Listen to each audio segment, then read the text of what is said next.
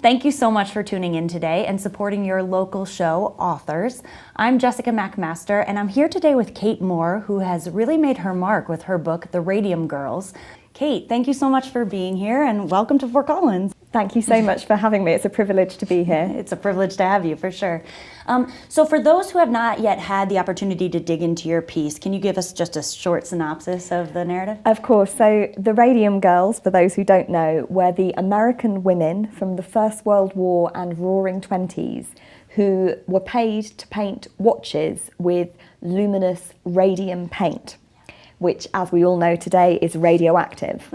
But at the time, the women thought it was safe, they were told it was safe, and so they used to lip point. They put the brushes between their lips to make a fine point. And so they get sick, and the book charts their fight for justice because the companies refused to admit responsibility. And so these women had to be brave and stand up for what was right. So I was stunned to learn that the title word girls, it was actually pretty accurate. Catherine Schaub was only 15 and working at one of these. Is that correct? Absolutely, yeah. Most of the Radium Girls were teenagers when they started work, but in fact records show that some were as young as 11. And I think it's partly because of the delicate nature of the work they were doing. You know, some of the numbers they were painting with this radium paint were only a sort of single millimetre in width, so it was very artistic, very delicate, and the hands of pubescent and prepubescent girls actually really suited this line of work. I bet, and the eyesight as well, probably. Yeah, true. Yeah. So is there a character in the story with whom you most empathize?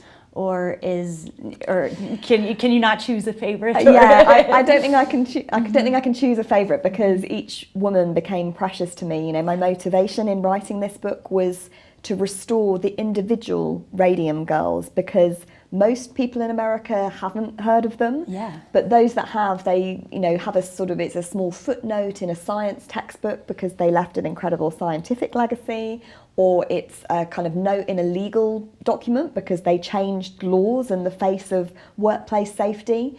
But no one knows the individual women. So the book charts their individual journeys. So it's really hard to pick a favourite. I would say two women in particular resonated with me, Grace Fryer and Catherine Donahue.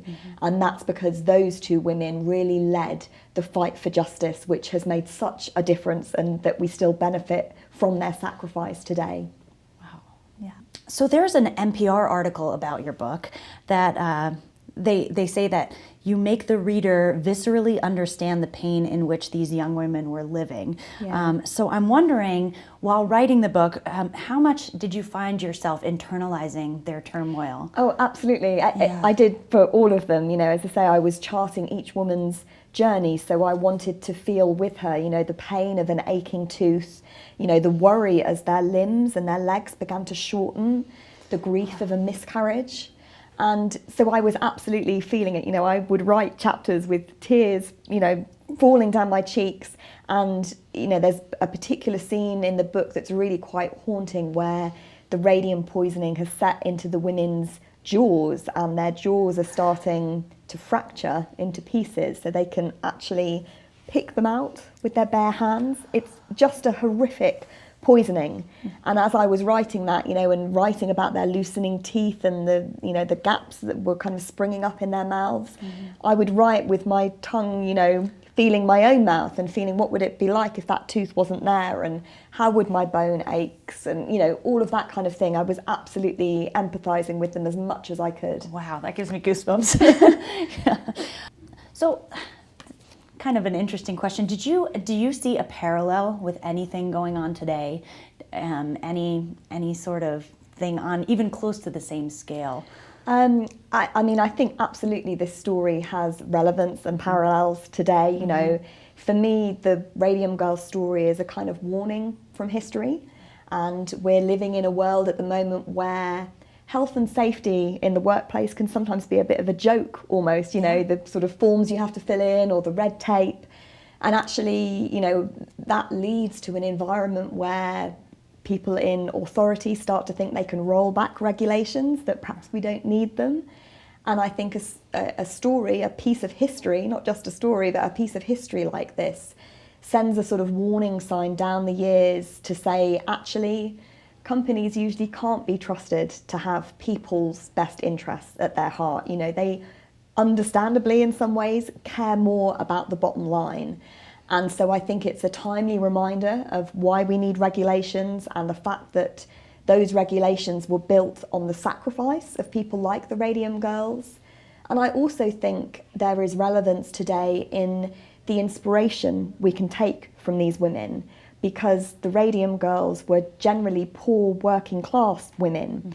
And yet, despite the fact that they were ordinary girls, they did extraordinary things. And for me, they are an inspiring example that if we band together and we speak as one and we fight for justice, you know, as a kind of collective unit, we can also make things happen. You know, these girls called BS on what was going on for them, and that is something that is also happening today, and that is incredibly inspiring to see that happening in the modern day, because for me it has echoes of this historical story. Yeah, absolutely. We're almost still benefiting from what we absolutely are. Yeah. Yeah, this legacy lasts right up until today. Absolutely.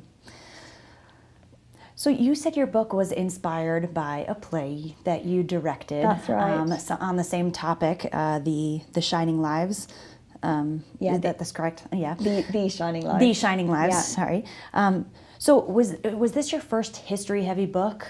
And yes. Okay. Definitely. So I had written books before. I'd Yes. written gift books and humour books, and I'm also a ghostwriter. Okay. So I had written sort of full-length memoirs and biographies, but I had never embarked on a topic like this, and it was actually quite intimidating. You know, what made you jump over that? Yeah, I know. Well, I mean, at the end of the day, because I mean, it was intimidating because I'd never written a book like this before, but also because it's a story that's full of science, you know, and actually in talking about the book now, I've done sort of STEM cafes, you know, I've gone to universities and I've gone into high schools and, you know, talked to students in science classes. So this is a story rich in science, you know, rich in sort of legal complexities as well.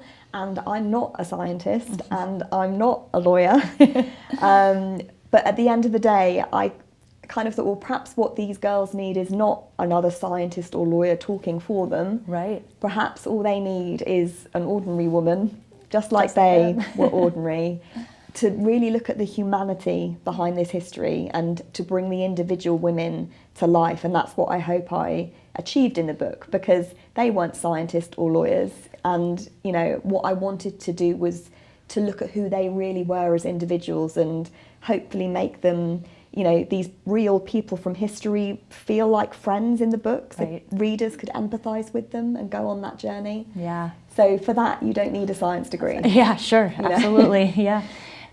Is there another topic in history that maybe you feel the same connection with, that you're thinking about? I am researching at the moment, so I would really love to find another topic. What really drives me as, you know, an author is to write stories, particularly about women, but it doesn't have to be about women, but especially sort of, you know, fights for justice, you know, setting a wrong right, the underdog, you know, stories that have drama and heart to them.